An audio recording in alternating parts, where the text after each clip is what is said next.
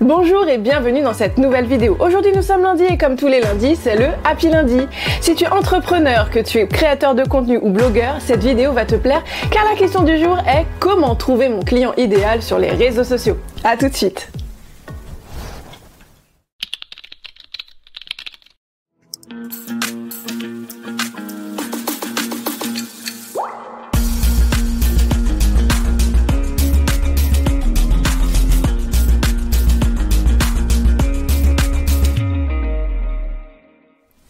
Bonjour et bienvenue dans cette nouvelle vidéo. Si tu regardes cette vidéo, c'est que tu es certainement entrepreneur, dirigeante, créateur de contenu ou blogueur, peut-être même slasher ou slasheuse.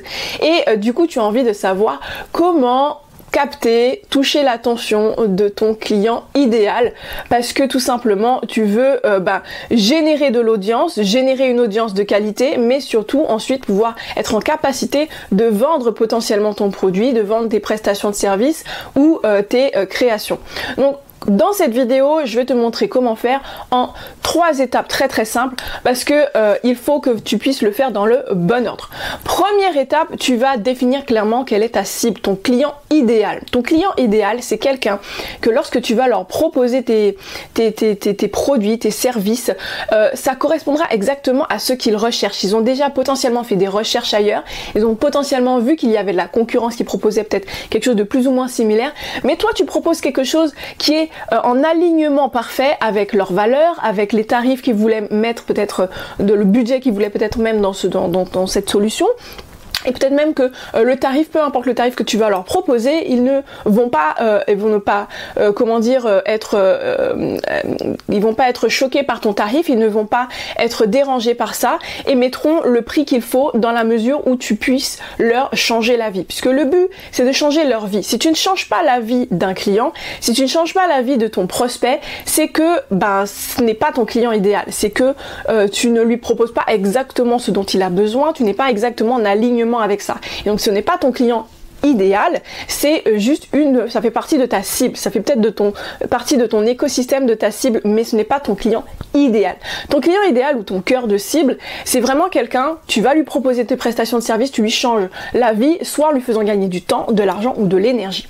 Tu vas lui proposer quelque chose dont il a exactement besoin, tu lui ôtes une épine du pied et du coup tu lui donnes la capacité de pouvoir se concentrer sur son secteur d'activité, son cœur de métier et non pas sur cette problématique qui lui bouffe la vie et qui lui prend du temps, de l'argent et potentiellement de l'énergie également. Donc première étape, tu vas définir clairement quelle est ta cible, quel est ton client idéal. Parce que ce n'est que quand tu sauras exactement quels sont ses challenges, quelle est sa vie, comment il vit, quel est son environnement, peut-être quel type, est-ce que c'est un homme, une femme, quelqu'un de beaucoup plus jeune, est-ce que c'est quelqu'un de mûr, est-ce que c'est quelqu'un qui est en entreprise, est-ce que c'est un salarié, un entrepreneur, un start-upper, est-ce qu'il a des enfants, dans quel environnement il vit, de manière générale, quels sont ces challenges du quotidien? Parce que ce n'est que quand tu comprendras vraiment parfaitement sa vie, que tu comprendras clairement et de façon vraiment détaillée ton client idéal, que tu pourras lui apporter la solution dont il a réellement besoin et non pas une solution que tous les autres concurrents puissent lui proposer et qui correspondent pas exactement à ce dont ils ont besoin. Donc première étape, tu vas clairement définir quelle est ta clientèle idéale et comment l'aider par rapport à ces challenges.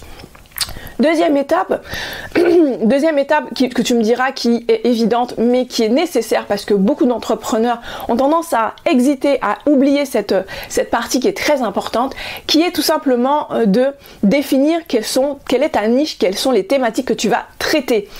Si tu ne définis pas ça très précisément, donc ça fait partie des éléments que tu vas traiter quand tu vas définir ta ligne éditoriale, tu verras que tu auras besoin de définir quelle est ta niche, donc dans quel secteur tu te positionnes. Clairement, tu as forcément un positionnement dans ton secteur d'activité, sinon tu es plutôt généraliste et ça peut devenir dangereux.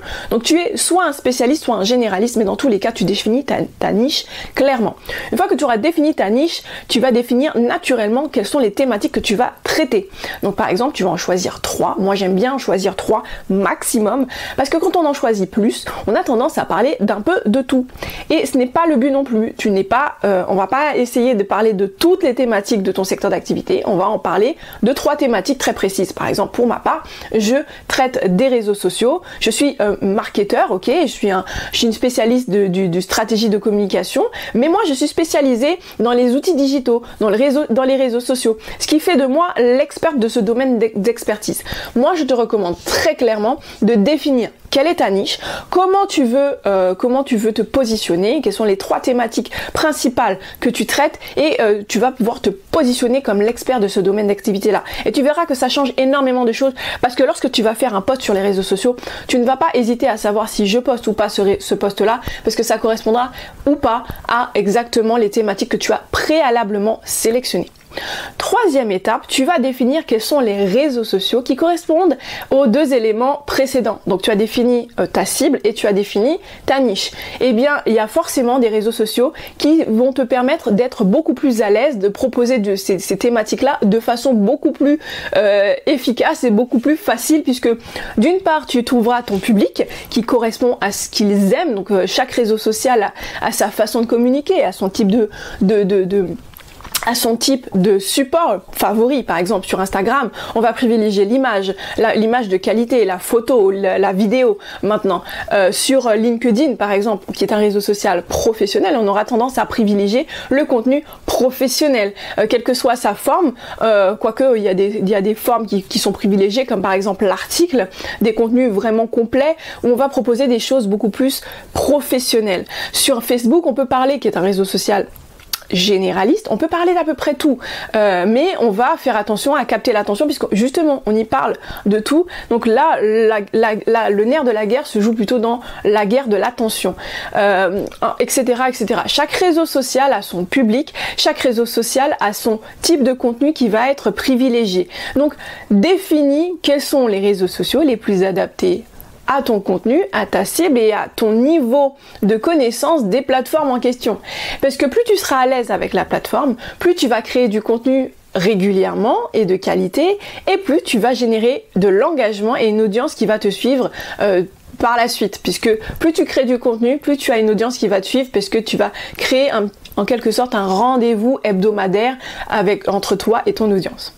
J'espère que cette vidéo t'a plu. N'hésite pas à laisser des commentaires sous cette vidéo pour avoir d'autres vidéos comme celle-ci. Si tu as des questions, n'hésite pas parce que ça se joue juste en dessous dans les commentaires. Posez vos questions sous les commentaires parce que c'est grâce à ça que je récupère les questions et que je vous réponds dans les prochains Happy Lundi. Laisse-moi tous tes commentaires sous cette vidéo si tu te trouves sur YouTube. Si tu te trouves sur Instagram ou Facebook ou LinkedIn, c'est la même chose. Laisse-moi des commentaires sous la vidéo afin que je puisse te donner toutes mes astuces tous les lundis. On se donne rendez-vous lundi prochain pour une nouvelle vidéo, pour un nouveau Happy Lundi.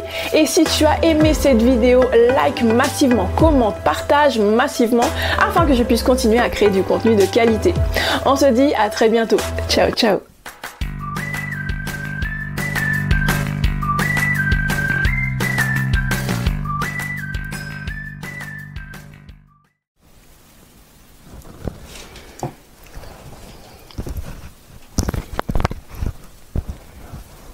Bonjour et bienvenue dans cette nouvelle vidéo. Aujourd'hui nous sommes lundi et comme tous les lundis, c'est le Happy Lundi.